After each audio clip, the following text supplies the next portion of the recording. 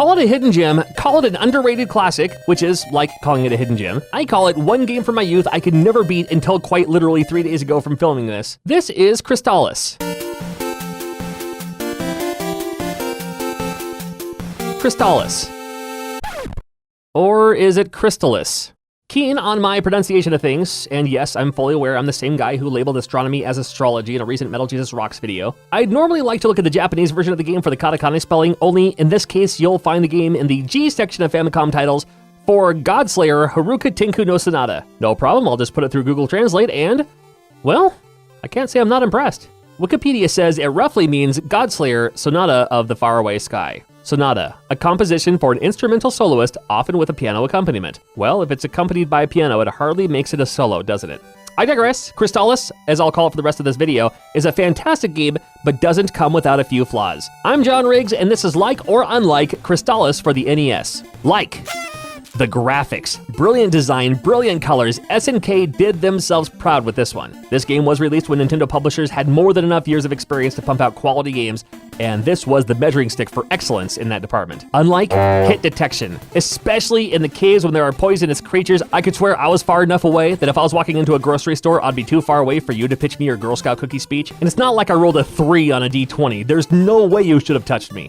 Like, the label. I love hand-drawn labels like this one.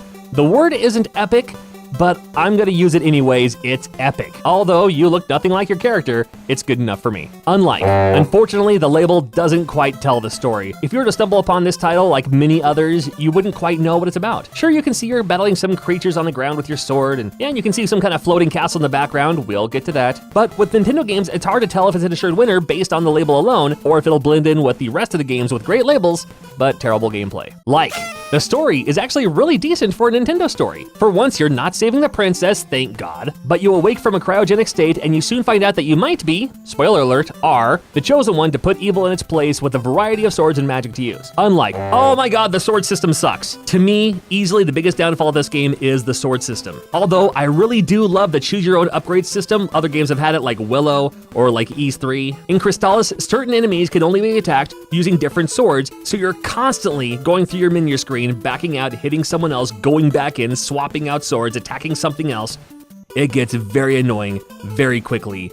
And yes, it's like this through the whole entire game, except for the very last bit when you only have the titular weapon. Unlike aside, this is one of my favorite Nintendo games for the old 8-bit system and highly recommended picking it up if you don't already have it in your collection. Don't forget to subscribe for more likes and unlikes in the near future. Leave a comment on what games you'd like covered in a future episode. A very special thank you to my Patreons for making this video possible. Sure, if you're not a Patreon, thanks all the same. However, consider becoming a Patreon for only $1 for early access to videos and exclusive contesting. You rule in every way, and nobody can tell you otherwise. Remember that.